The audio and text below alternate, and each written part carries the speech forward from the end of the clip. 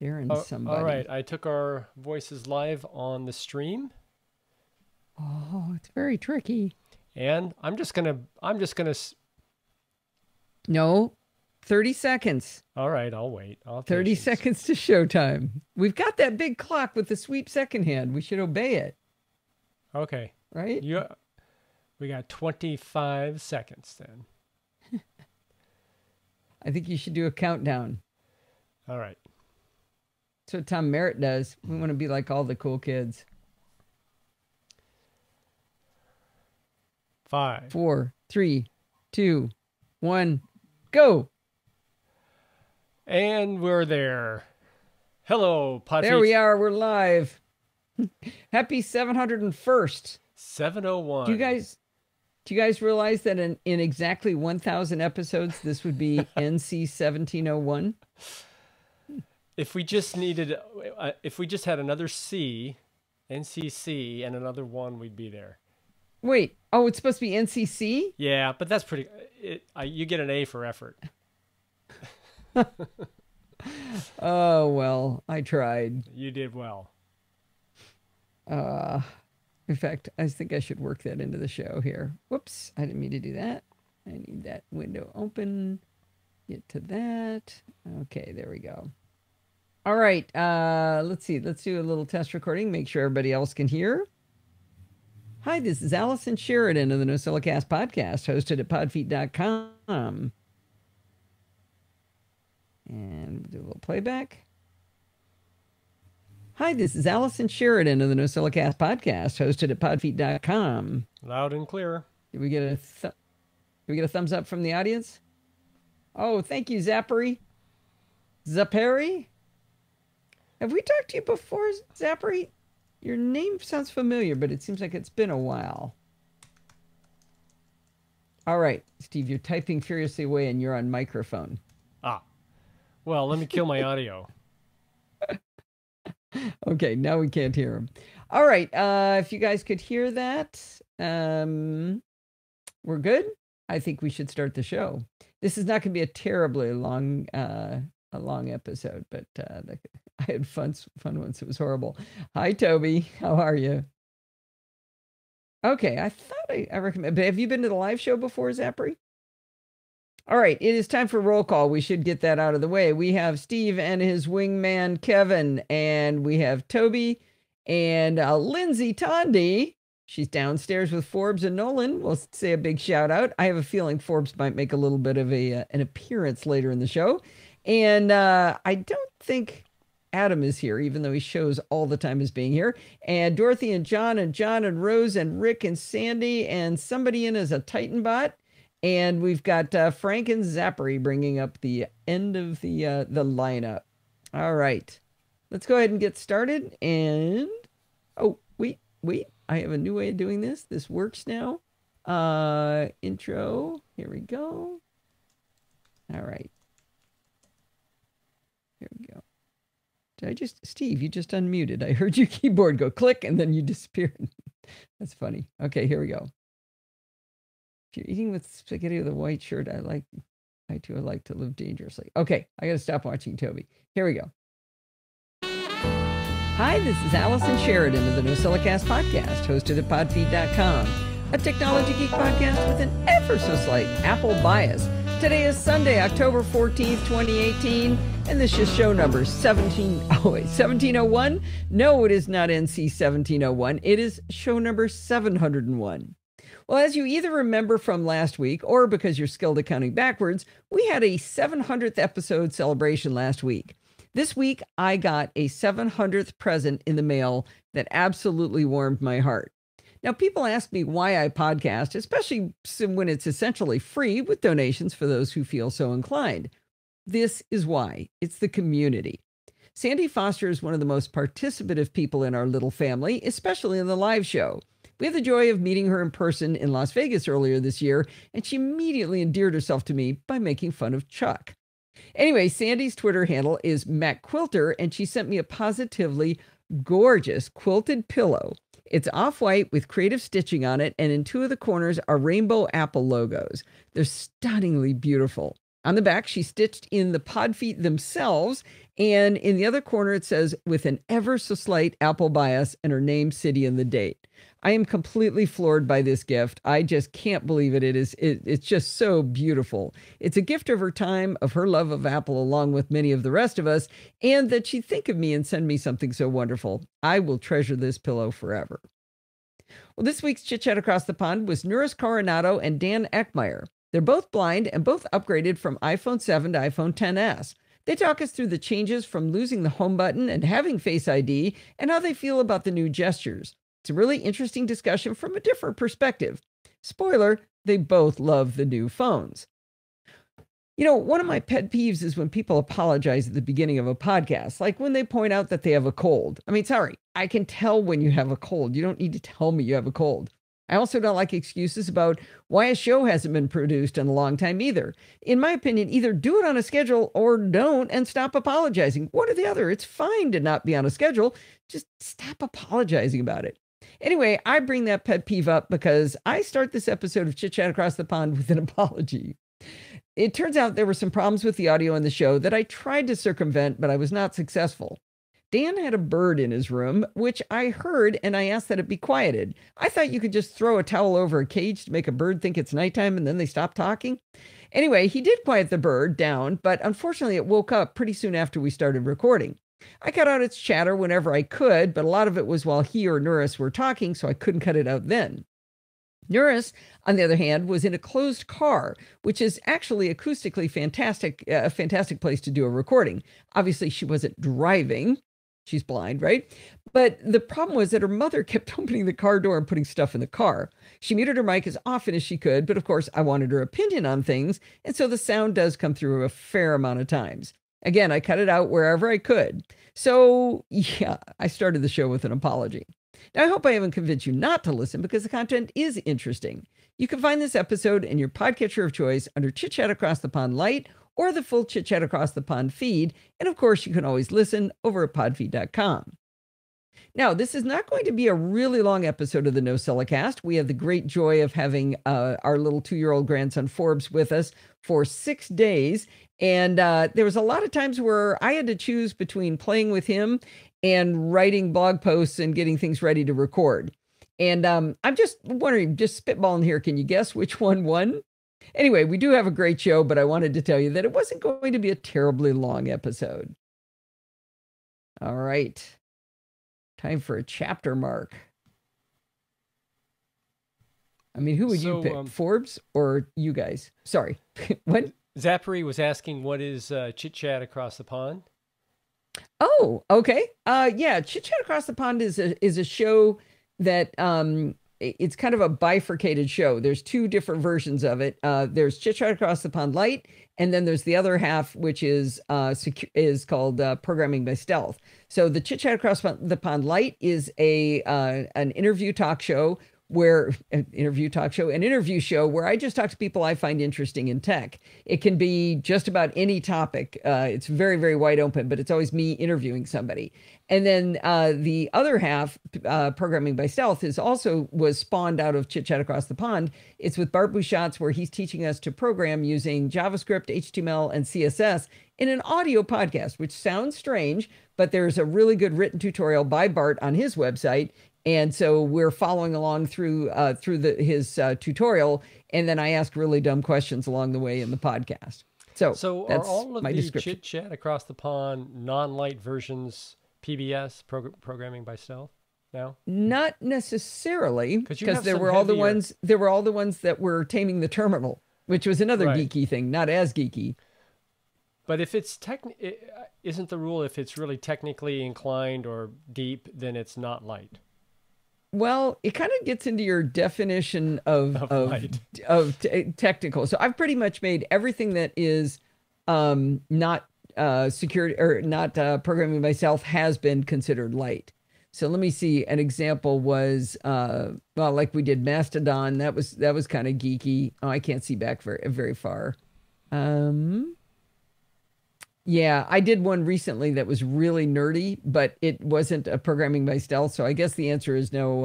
I do make it. It's only light if it's not programming by stealth. That was a long way of saying no or yes. I think I got the drift. All right. So now we need to hear a story of two Troys.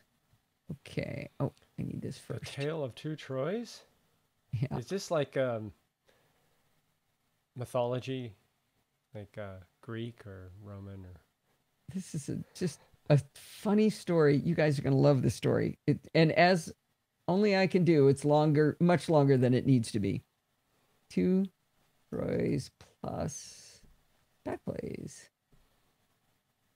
So I'm curious, how long you've been listening to the show, Zapri? Because it sounds like you might be fairly new. Because Chit Chat Across the Pond is on its 568th episode, something like that, 560 something. So it's been a while. it may be he or maybe she is just new to the chat room. Yeah, but I talk about Chit Chat Across the Pond every week on the NosillaCast. That's true. And have been for quite a few years, 13 years. Quite a few years.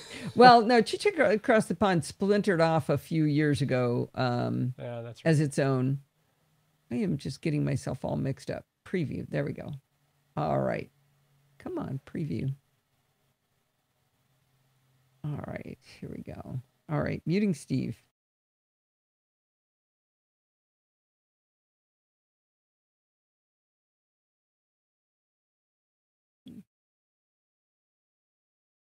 Come on. What are you doing? Okay, fine. I'll do it this way. 10 years. 10 years, what? Listening to the show, I assume. Really? Oh, that's funny. Wow. Yeah, Chit Chat used to be integrated into the show, but then it splintered off onto its own, and then it's itself splintered, so it's all very confusing. All right, here we go. We have a listener contribution for the show coming up, but before I can give it to you, I have to tell you the story to set it up. As you most certainly recall, I did a nuke and pave of my MacBook Pro a few weeks ago for my installation of Mojave. I checked all of my mission-critical apps before this endeavor. One high-priority app for me is the cloud backup service, Backblaze. Now, backup tools under Mojave need to be given special permissions. If you look in System Preferences, Security and Privacy on the Privacy tab, you will see a new option in there called Full Disk Access. On installation of SuperDuper, it opened this window and asked for permission to be granted. So in order to grant that permission, all I had to do was click on the lock, enter my admin credentials, and then check a box next to the SuperDuper app in the list.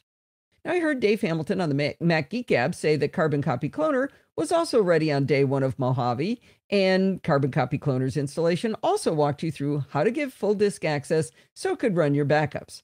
Sadly, though, the folks at Backblaze were evidently asleep at the wheel and were not ready for this change when Mojave launched. I was aware of this before I went to Mojave, but they did have a workaround. When they realized the problem, they put up a blog post that outlined an incredibly arcane instruction set, which, if followed, would ensure all of your data was backed up. They specifically said that if you didn't follow these instructions, your photos would not be backed up. In order to set up Backblaze under Mojave, you had to right-click on the application, choose Show Package Contents, drill down into the contents until you found a file called bzsrv, and then drag that file into the System Preference Full Disk Access section. This was not exactly an ideal method. I mean, workable for most Nosilla castaways, but daunting for some, I'm sure.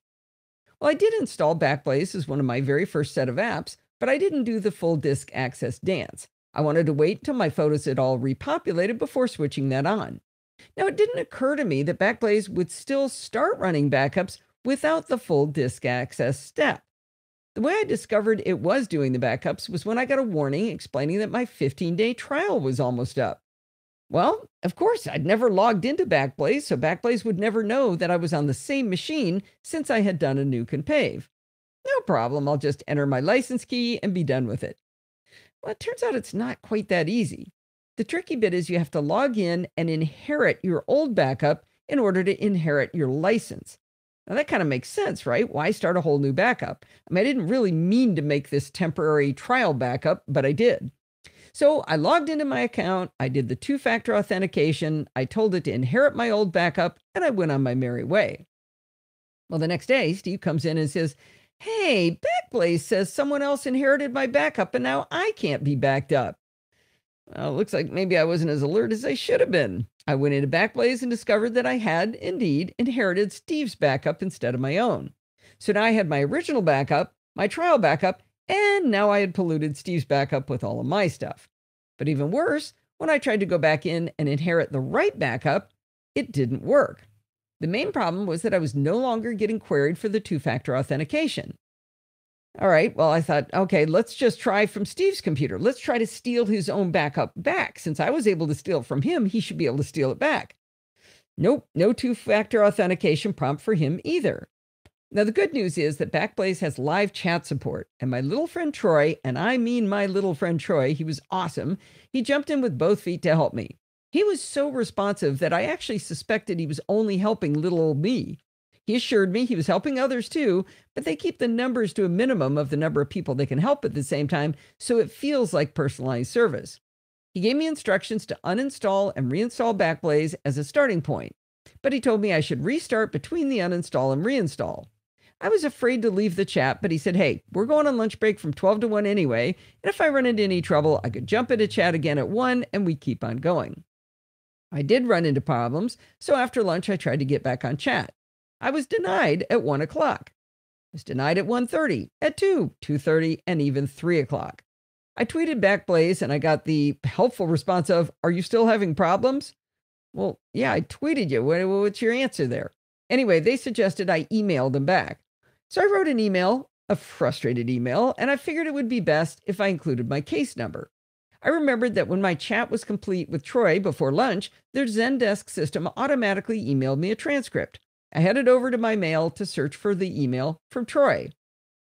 And now you're going to understand why I told you this long text story as a setup for the listener review that I've been teasing you about.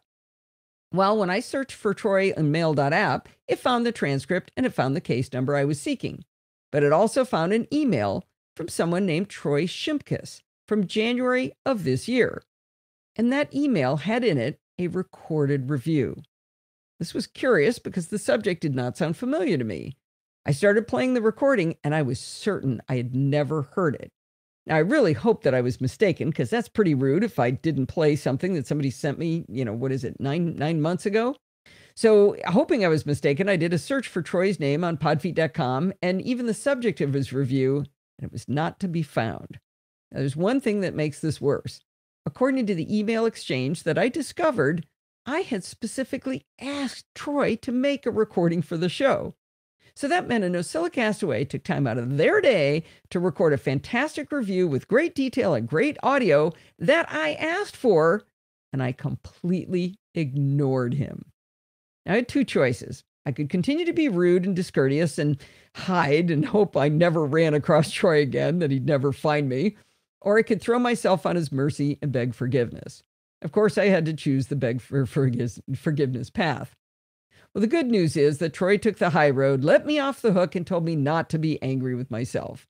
Of course, that made me feel even worse. He's a champion of a human being, don't you think? But it gets even better. Like I said, the audio is great. It's not just high quality to listen to. The story is extremely well organized and thought out, just the kind of thing you want to hear. I suspected he'd written up notes for this because it's so well organized, so I asked him if he had text for a blog post. I know, I left him in the lurch for 9 months, and now I'm asking even more of him. Well, this prince of a man immediately responded with the notes he'd written all those months ago and let me publish them as a blog post entitled Cord Cutting Solutions by Troy Shimkus. In a way, I'm glad that I ran into troubles with Backblaze's help desk, because otherwise my search for one Troy wouldn't have uncovered my egregious treatment of Mr. Shimkus, and you wouldn't have this marvelous review to which you can listen. Well, before I let Troy finally have the floor after 9 months, let me finish the Backblaze story. The next day, I tried again with the help desk at Backblaze, and Troy jumped right on. He explained that they'd been getting tons of calls since Mojave, maybe because they didn't have it ready on time. And anyway, their system is designed so they don't have too many people chatting with them at once, hence my impression of one-on-one service. I didn't hold it against him since he didn't design it, and I only pouted with him for a little while. He had me pull a log file. They have great documentation on their site on how to pull this file, and he said it looked like iStap menus was somehow interrupting or blocking the handshake required to authenticate to their server to inherit the backup. He had me do some shenanigans, including killing iStep menus on my machine, which fixed the problem, by the way. But when we did Steve's Mac, we only quit iStep menus, and Steve was able to get in right away to the server to inherit his backup. I was very curious that iStep menus was the root cause, but it worked, and I was happy. I have to say that fixing the problem with Backblaze wasn't easy, but Troy's help was fantastic. The other good news is that Backblaze fixed the full disk access problem I described at the beginning, and now it works just like all the other backup apps. Now, you do still have to grant full disk access, but it's only a matter of saying yes, authenticating, and checking a box. I'm still happy with Backblaze, and I recommend it as my offsite backup tool of choice. And why did you come in on audio right there, Steve? Oh, did I make some sound? Uh-huh. It wasn't recorded. You're fine. So Troy, he kind of... It's hard to keep going. Did Troy come in kind of late there and sneak in a little Trojan horse? I don't understand. Oh, never mind. Oh, nice shot, Kevin. Nice, Kevin. So are you using AirPlay to do that, Kevin? Save. I should save. Yes. A Trojan horse. How is it a Trojan horse? That's... You're looking for a... That's the city they snuck the Trojan horse into. The city of Troy. Yeah. It was bad, right? Yeah, you're just pulling it out there. Is that the Trojan horse you're referring to? Okay, so now I need a chapter mark. Preview. My nose is itchy. Do you want a Kleenex? No, I don't have a cold in my head. I don't want to apologize for this. Another face palm. Thanks, Linz. What? Another facepalm worthy joke. What the heck?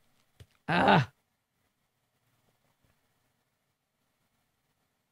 I used the wrong... I don't think I like the new way you take screenshots on Mojave. I keep triggering it accidentally.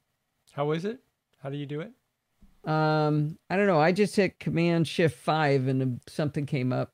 That was probably already there, but... So Command-Shift-4 gives you the ability to frame it, to select the frame. Yeah. So 5 is just whatever window's active or the whole screen? Well, there's just a whole bunch of stuff. You could take a screenshot and watch. You'll see you get a bunch more options pop up. I'm not on up. Mojave on this machine. Ah, okay. You get options to mark it up real time and some stuff. I don't know. I don't know. All right, let's listen to Troy. It's challenging me. Uh-oh, to what? Dad jokes. Oh, I wanted to bring the audio down at the very beginning. I think that was too high. Yeah. Hi, this is Allison Sheridan. I'm glad I figured out how to get that back. All right, let's listen to old Troy. Can't believe he's still listening. Oh, and he's still listening to the show. He didn't even start ignoring me. All right, let's listen for a little Still bit. Happy with Backblaze, and I recommend it as my offsite backup tool of choice. Oh, I need to sneak in a thing here to say, okay, let's finally let him have the floor. I think that's what I was going to say. Okay, I'm muting you.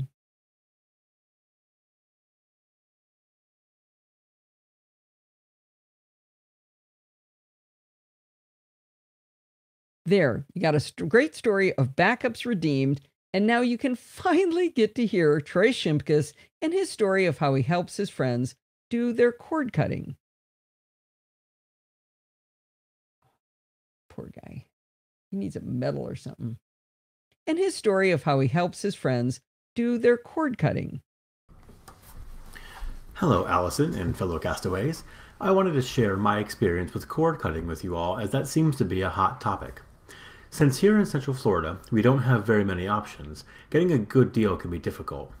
Cable and satellite packages range wildly in pricing, and deals are only for new subscribers, so you only get the best options if you hop around every year.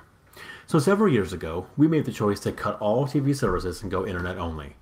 This journey has introduced us to pretty much every device out there. Tuner cards for computers, watching through gaming consoles, Fire TV, Roku, Apple TV, you name it. We even tried out the Kodi platform along the way. Also through our journey, I've helped several friends discover setups for themselves, including my parents.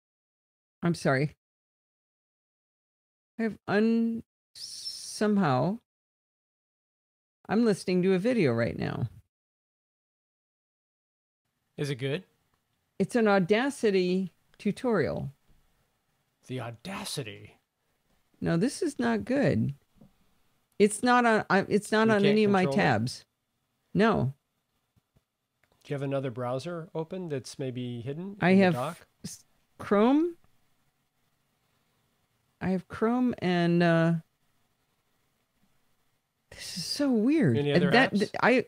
Now I'm positive if I quit Safari, I've got one Safari window open, and I'm positive if I quit it, it's gonna stop.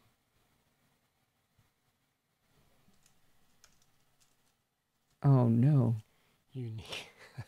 Okay, seriously, it didn't stop.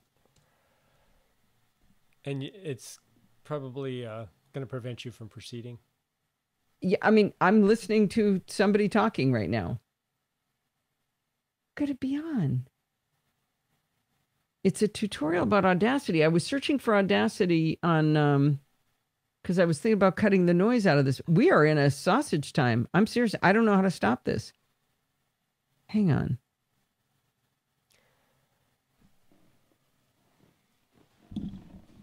I don't know where this is. Okay, Steve's coming in. Underneath the slider, okay. In this configuration are some drop-down menus. So First, there's Safari, and I quit Safari. Oh, stop it, Steve. I thought you were coming to help me. I'm going to quit Telegram and quit Tweetbot. That's the only other two apps I can quit.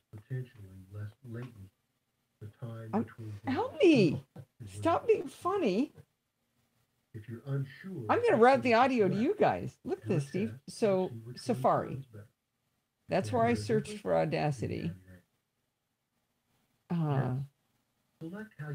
So I did this, and I hit enter, and it opened a YouTube video. And so I quit.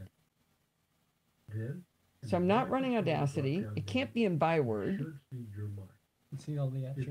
Hang on. Let me save this. Just close Audacity and make sure your mic is plugged in. And then relaunch. Okay, I've got Discord, Mars Edit, which is my text, Chrome, which only has. Can I see all the windows in Chrome that you might have open?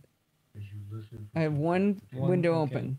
I've got Memo Call. That's all I got open. I've got Hindenburg, which is where I'm recording and playing. And Audio Hijack. I could stop Audio Hijack for a minute, but I don't know where Audio Hijack would be getting it. Project rate and hertz. Would that affect your recording? No, I'll disappear for a second. Go to edit. This is weird. Okay, I'm going to quit Audio Hijack.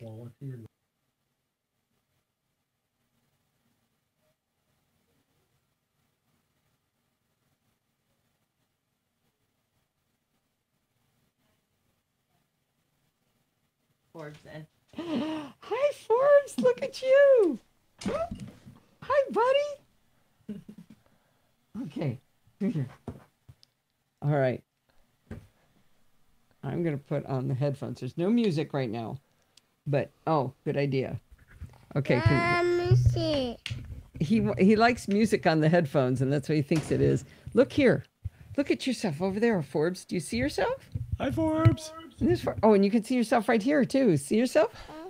Wave at everybody. Oh, good job. Forby. Here, why don't you stand up so they can see you better? There you go. You want the headphones? You can't hear anything but Pip here. Here, let's put it on, but you can only hear Hip. Talk to him, Pip here. Hello, Forbes. Can you hear me? Oh, actually, you're supposed to be in the headphones here. Can you hear me now? Forbes. Okay. There. Now, is that too much sound, Forbes? He's looking around for you. Hello, Forbes. Hello. Where's Pip here? Hi, Forbes. I'm over here. Do you see? Where? Where is he? Hi, Forbes. Where is he? Okay, that's pretty funny. You can wave at the audience too, sweetie. I did. You have to come down here and say Hey, Okay. Well, Okay, we're gonna let her do her work. can I go back downstairs? Okay, I'll see you after the show. Say bye-bye, castaways. Bye-bye, Forbes. Oh. Very good. Okay, bye. Okay, bye-bye. Thanks for coming. That was a good time. Okay. Did it kill your sound? It killed that audio. What I was going to do was clean up his audio using Audacity. It occurred to me he does have a hiss on the line. I'm wondering if we're seeing a Mojave Audacity interaction. Mixture. Well, but I hadn't downloaded it yet. Downloaded what? Audacity. Oh. I realized I didn't have Audacity on my Mac, and that's what I used to clean up the hiss and audio. And so I was going to download it, and I typed in Audacity, and it opened, Safari opened a video, and I closed the window really quick, and it never stopped. I should try to reproduce that. No, that would be pretty fun. All right, let me listen a little more and see whether it's worth doing that. Services and go internet only. This journey has introduced us to pretty much every device. Yeah, I don't think he has any big dead spots for me to work with. And thank you for listening. Yeah, no, he doesn't. All right, back to the live chat. Well, you guys got some Forbes out of it, right? Ooh, cool shirt, Kevin. What did he have to say? I got to hear him.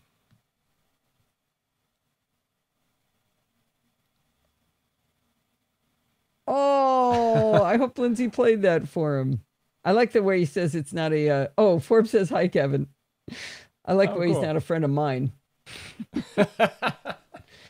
Yeah, that's all right. Most people like Steve better anyway. I've learned that. At least Sandy is. Sandy's my wing woman.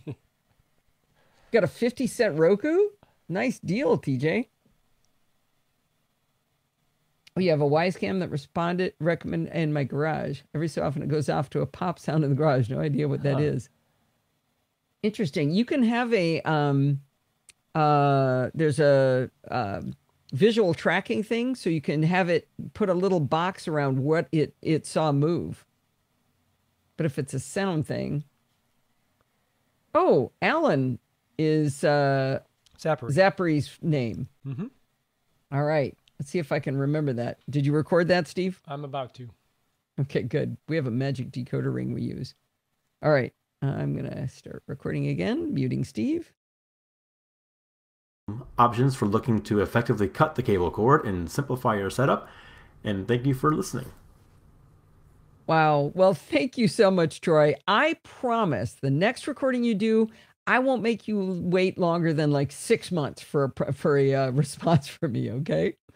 Well, I tried to actually help Troy out a little bit, by a little tiny bit of payback maybe, by telling him that you can buy iTunes gift cards on sale really, really often by, there's a Twitter handle. It's something like iTunes gift cards or iTunes sale, something like that on Twitter. But you can find them on often 10 to 15% off. And if you put the iTunes gift card into your iTunes account, that becomes the credit from which they pull all fees that you pay through iTunes. So let's say you get a $100 gift card, you only pay $85 for it, you put it into your iTunes account, and now until that's depleted, it will charge that first, not your credit card. And that means anything you sign up for, like Hulu or HBO, or your iTunes Music, any of those subscriptions that you sign up for within iTunes are essentially 15% off. So whenever those things come out, I always buy, $100, $200 worth, and I just throw it in there, and then I let it ride for, 6 months or maybe faster sometimes, depending what I'm buying. And every single thing you buy in the App Store or whatever, it ends up being 15% off. So that was my little tip back, and hopefully to maybe help Troy out a little bit. Well, this week we had 2 people decide to become patrons of the Podfeet podcast. Both John, I'm going to get this name right, John Tiftikjian and Wayne Karaki both feel that the podcast provide value to them, and they showed it in a financial way. One of the most interesting things I find about the patrons is that mostly they're made up of people I've never talked to. They're people that have never emailed me, we've never tweeted back and forth, we've never Facebooked, we've never Google Plused each other. They sit in the audience with their hands folded and politely listen, and then decide to support the show. That's not the way I would describe the live NosillaCastaways, by the way, at all.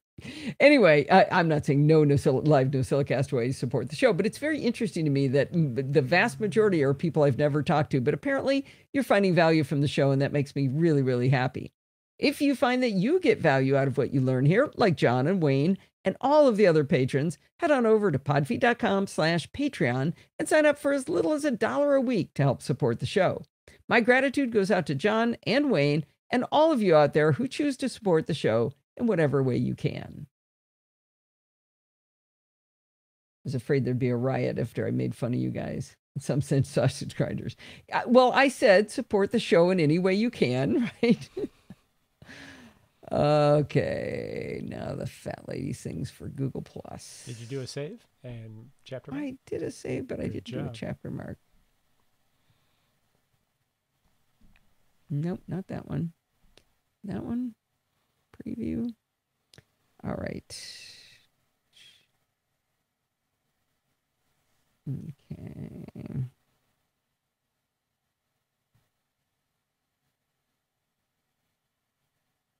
End of Google Plus. All right. So we could make an invitation to people in the chat room to the Slack we might be working on. Are you going to talk about that in this post? Yeah. I'm going to elaborate a little more than what you're going to see written in there. Okay. All right, here we go. All right. Muting Steve. Ah. Good face, Steve. I remember when Google Plus first came out, and with great excitement, we all went in to see if this was something cool. I immediately started putting people in circles, thinking this was what I've been waiting for in a social network. The idea was you could have family in one circle, family you actually liked in another circle, work friends in a third, and real friends in a fourth. Then as you shared things, you could pick and choose which circles got to see only what you wanted them to see. But for some reason, that turned out to be way too much overhead for people. As excited as I was at first about it, even I stopped worrying about what circle people were in. But for me, the real greatness was when I discovered Google Plus communities. I created one for the NosillaCastaways, and it was an instant hit. People came out of the woodwork and started sharing cool tech stories and asking each other questions and helping each other. This was when I first realized that having a community was what would turn a mostly solo podcast from a one-to-many experience into a many-to-many community of friends. It also took the load off of me from time to time, where others would jump in with an answer before I even had a chance to try to answer them. I made new friends, you guys made friends with each other, and it was a wonderful thing. But then Facebook continued to grow and grow in popularity until there was no denying that it was where people were going nearly every day. I don't know what the statistic was back then, but as of right now, there are 1.47 billion active daily users. Now think about that, daily users. With 7.65 billion people on the planet, according to Siri, it's 7,652,516,839 people, to be exact. That means 19% of the humans on Earth are on Facebook every single day. Now, if you're trying to build a community, the highest chances of success are if you build it where the people already are. In other words, resistance was futile. I remember saying I felt like Luke Skywalker being pulled into the Sarlacc. And I have to say, Facebook has only proven itself more and more worthy of our anger and distrust over the last few years. But as begrudgingly as I created a Facebook group, I'm the first to admit that it's been fantastic.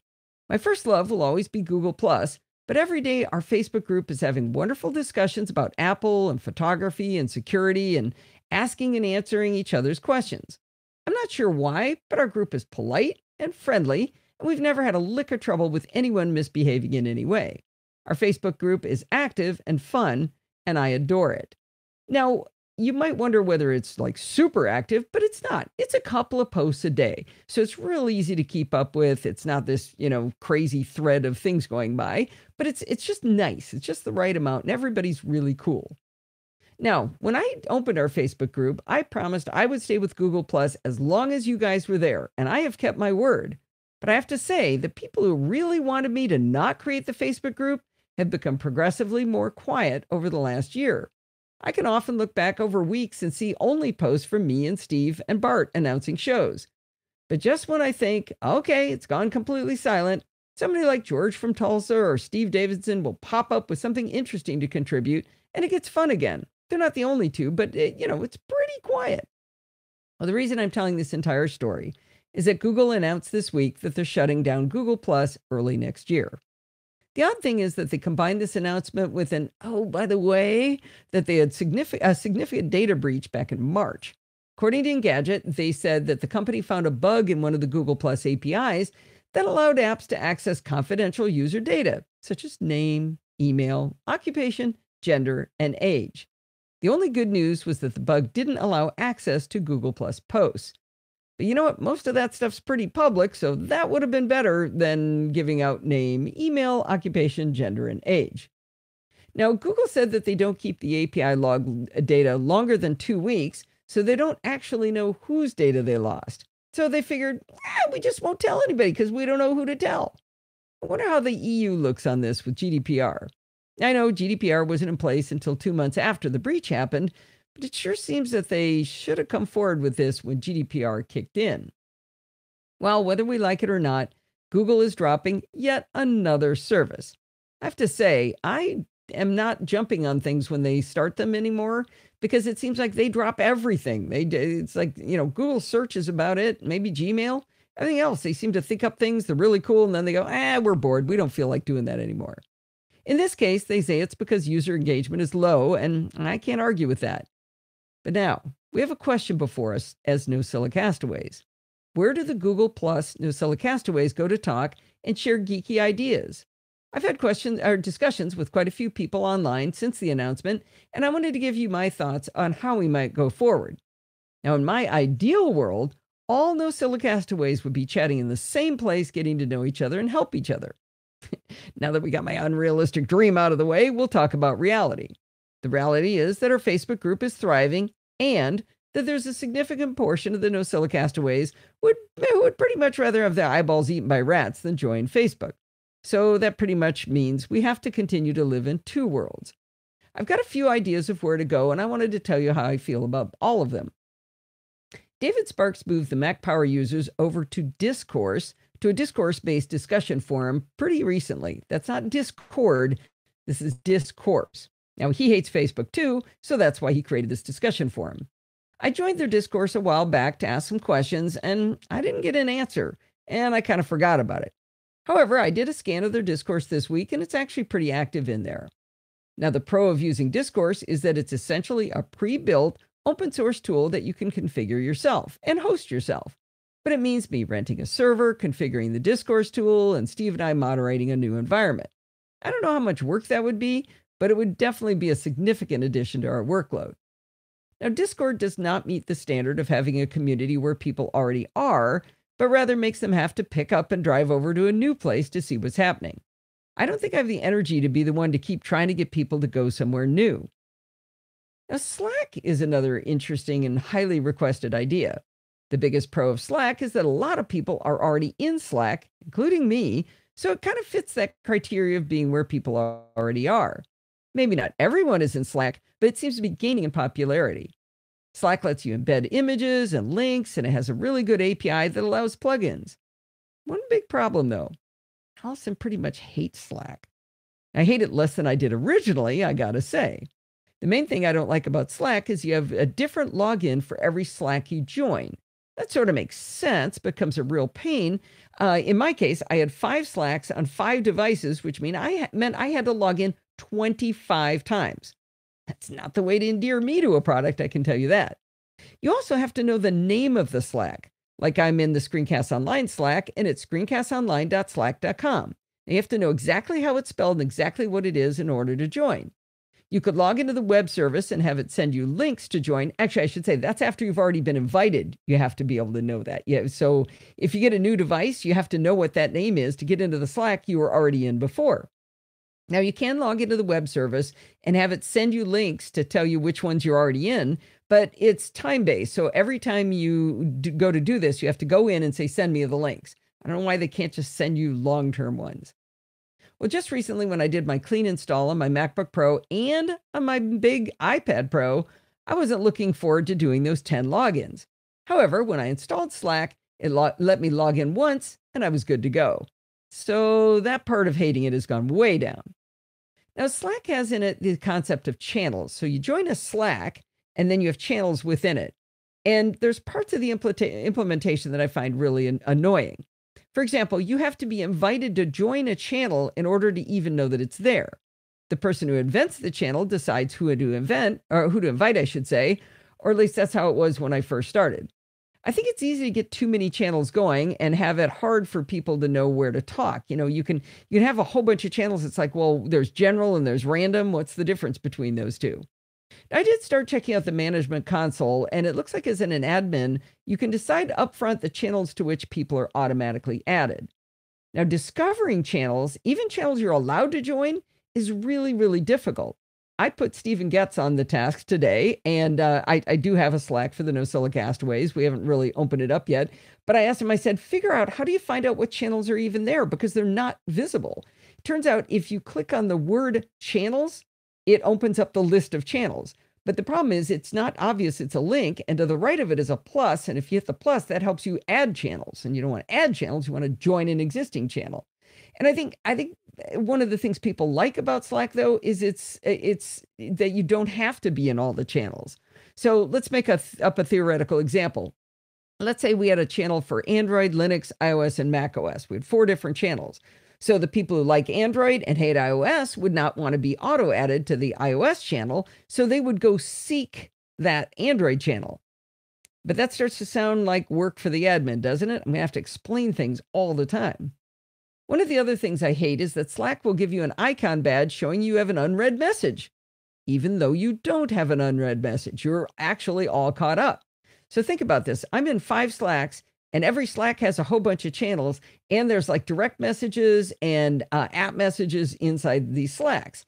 So if you have to go into every Slack, into every channel, trying to figure out where that darn unread message is coming from. I asked around, and people go, oh, yeah, that happens. Nothing you can do about it.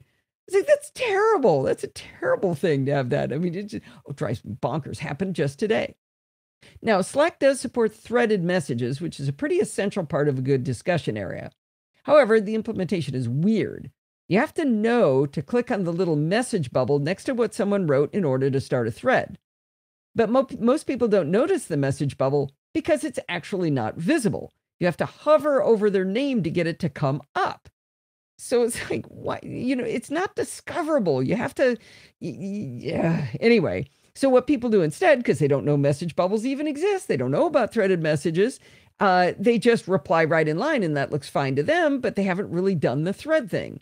And then you get other people complaining about other people not doing it right, and that's annoying. I don't know. If it's easy to let people into a Slack, this might be a viable alternative. I did figure out I could change the settings of a Slack to allow anyone with the URL to join, but the problem is the URL is time-based. So I forget what it was, like every 30 days, I would have to regenerate that link and put it up on the website. So, I mean, it's doable, but it's like, why? You just let me be open. Let me have it be open. Really kind of drives me nuts. So, I don't know. Then I found a section in there where it said you could let people of a certain email domain in. And I'm like, okay, I'll write in all of the domains, gmail.com, mac.com, me.com, icloud.com, AOL.com, hotmail.com. I'm typing all of these in, and I hit enter, and it says, no, you can't have Hotmail. I'm like, what do you got against Hotmail? I mean, I don't have a Hotmail account, but okay, fine, not Hotmail. And I delete that one, and the one I'd written before that was Gmail. It says, no, you can't do Gmail. Wait a minute. You can't do gmail.com? So I take that one out. Pretty soon I erase them all. I start typing in one at a time. I can't get it to accept any email domains. So I thought, okay, maybe it just wants me to say Gmail, nothing else. So I put in Gmail, and it goes, nope, that's not a domain. So I don't know. I don't know what that's for. So I'm not really sure how that's going to work out, but maybe we can make it workable. Well, the week before last, you heard Matthias trying to explain Mastodon. A lot of people are excited about it. That fits some of our criteria, but not most of our criteria. It's incredibly difficult to understand even for highly technical people. Dorothy has been trying to help me figure out how to even get back into the Mastodon server I did join. I joined mastodon.social. I'm positive because I've got it in 1Password. I've got my login, but for some reason, the way the website's working, it keeps taking my name Podfeet instead of Allison at podfeet.com, and I think that's what's confusing it. But then I tried it on my Mac, and I couldn't get in anyway. You know, maybe someday it'll be ready for us, but I don't think that day is today. Now, one place I've suggested we try is our Discord server. Not Discourse, but Discord. It's already set up for our live chat, and so far people have found it to be much easier to join than the old IRC chat. It does allow embedding of images and links, and you can be as anonymous as you like, which people do enjoy. Now, it sort of fits our where you already are criteria, since so many of the active participants are live show listeners, but it's certainly nothing like Facebook in terms of numbers. The other thing is that it doesn't have threaded messages at all. So let's say you leave a question there on Tuesday at 3 p.m. There could be 20 messages going by, and none of them have anything to do with what you wrote. I'm not sure that even meets the vaguest definition of a discussion forum, does it? Oh, and Nuris and Dan told me it's not very accessible. So other than that, it's awesome. All right, the bottom line is we need a place for the people who hate Facebook to meet and make trouble together. I hate to admit it, but it really sounds like Slack might be the best alternative right now. I'm going to do some more noodling around in there and see if I can stand it for the long haul, and if I can figure out a way to make it easy for you to join. I don't want there to be any barrier. I don't want you to have to email me and request or anything. I just want it to go. I want you to get in there and have fun. I hate the idea of closed communities. Who knows? Maybe in the next 6 months before Google Plus shuts down, somebody will finally come out with the perfect social network that we can all love, and we will all flock there together. Let me know what you guys think about this. I really, really want your feedback. Whew, that was a long one. I lost Steve. There he is. Okay, your video came back before you turned your audio on. Where was your video, Steve? I turned it off. I turn it off so that people can see your recording. Oh, you're doing that on purpose. Yeah. Oh, so I'm watching you on Mimo remote. Yeah. And all I see is you disappear. I'm not noticing what's happening over on my... Oh, so you're doing that. Yes. But I do that and your video doesn't disappear in Mimo remote. Yeah, because there's a live feed. Okay, maybe... Well, do it again. You hit turn off the 3-up Al chat, Steve. I just turned it off. Okay, your video is still here in Mimo Live. Something else is happening that when you're muted that makes your video disappear. Interesting. Could this have an effect? Let me try that. Does this do anything different when I just did that? That change anything? Nope. Okay. Nope, you're still there. I have kind of a video monitor channel. I'm wondering if that was echoed or mirrored to you, but apparently not. Odd. By the way, right now the Slack is set up so that anybody can create channels. But then I realized Toby's going to go in there, and guess what Toby's going to do? All of a sudden we'll have 28 different channels on all kinds of crazy topics. I think so. Toby, I'm going to be a moderator, so watch it. And only Toby will be able to figure out how to do it, so that'll be good. Okay. I might not. All right, let me do something here. So when we're done, I'll create a quick link, and we'll see if you guys want to try getting into Slack. Okay, I'm gonna wind up the show here, Steve. Wind it down, Podfeet. Well, that's going to wind us up for this week. Do not forget to send in your dumb questions, comments, and suggestions, and tell me what you think about where we should go with the communities here by emailing me at allison@podfeet.com. You could also tweet me if you like at Podfeet. Now remember, anything you're looking for, start with podfeet.com/whatever it is. You want to become a Patreon? Go to podfeet.com/Patreon. Want to join our Facebook group? Podfeet.com/Facebook. You can still go to podfeet.com/Google+, but I wouldn't recommend joining there now. You can join into our Discord chat at podfeet.com/chat. And if you want to use the Amazon affiliate links, don't forget podfeet.com/Amazon. And if you want to join in the fun of the live show, head on over to podfeet.com/live on Sunday nights at 5 p.m. Pacific time. Like, was it Adam? I think his name's Adam, came in for the first time. And you can do that and join the friendly and enthusiastic Nosilla Castaways. Thanks for listening and stay subscribed. It's not Adam, it's Alan. Dang it. Yeah, it was Alan. Hang on. You can still go to podfeed.com/Google+, but I wouldn't recommend joining there now. You can join into our, and if you want to use the Amazon affiliate links, don't forget podfeed.com/Amazon. Okay, put there. I was close. That's pretty much miracle memory for me. Am I lying? That didn't work? No, I got like 3 of the 4 letters, didn't I? Okay, we'll give you that. Well, no, 2 of the 4. Hey, it was a 4-letter word and I got 50%. 50%. Okay, I am muting you, Steve.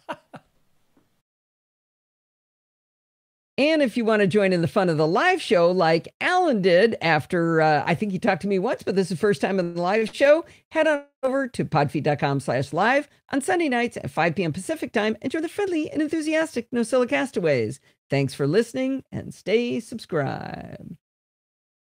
All right. So TJ is asking, how do I get a Slack? How do you get a Slack? You just join Slack, right? You download an app, or is it web-based or only app-based? And you can do it on iOS, right? Sorry, I just got really confused by something. You want to get your own? He wants to start his own. Yeah, I mean, it's just like, I don't know. You do it on. They don't prevent you from creating your own, right? No, anybody can create one for free. It's all you can free. Absolutely do that, TJ. Okay, let me fix this audio thing, and then we probably need Forbes back, don't you think? I'm thinking. Thanks for listening, and stay subscribed. Okay. We need a little bit more of him, but I'm going to talk to you. Actually, you know, Toby, you're not the youngest Nosilla Castaway when Forbes comes on.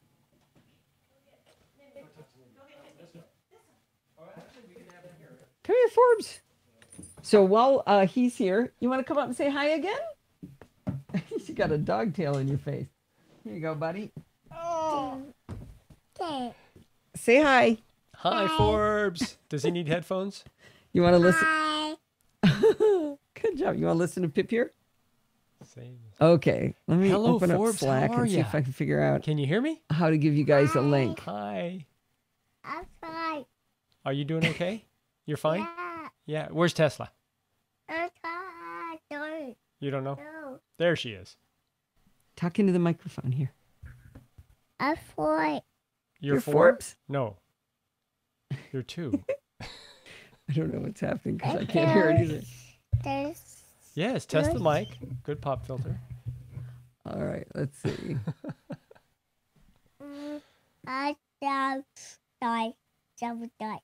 Are you hearing yourself? Hey, Forbes, can you do the days of the week? Monday, Tuesday, Tuesday. You kind of get, you like Tuesday, don't you? Tuesday. Wednesday. Wednesday. And then? Friday. Friday. Friday. Friday. That's what everybody wants. Lots of Tuesdays. Tuesday's a great day. I saw what? Okay. Sure. Okay, I found the invite link. This is to I'm going to Slack? pop this in. We all love Friday. Friday. Okay, if you guys hit that link, I think that'll get you into our Slack. I don't. You know, it's probably a Trojan. Forbes needs cake pops. Oh, gosh. He doesn't have a nap today. That sounds great. So if you don't have Using cake pop? a Slack account, you log in, right? 9, 10, 11, 12, 13. This is a real good tech podcast. I can't believe he's talking so much. sorry. Rixie says a new podcast has been born. Oh, Nice. you got to learn to hit the mute Where's switch. that You got a cough cough button? switch. Oh, he's typing. That's even better. Oh, sorry. Are you typing? That's great. Okay, there. Thanks. Okay, Forbes. I think we're done. Say bye-bye. Bye-bye. Okay, look up there and say bye-bye. Bye-bye. Oh. Bye-bye, Forbes. All right, Bye-bye. bye, Forbes. Good job, kiddo. Whoa. Oh, gosh. Uh-oh, we're tangled. You pull. There we go.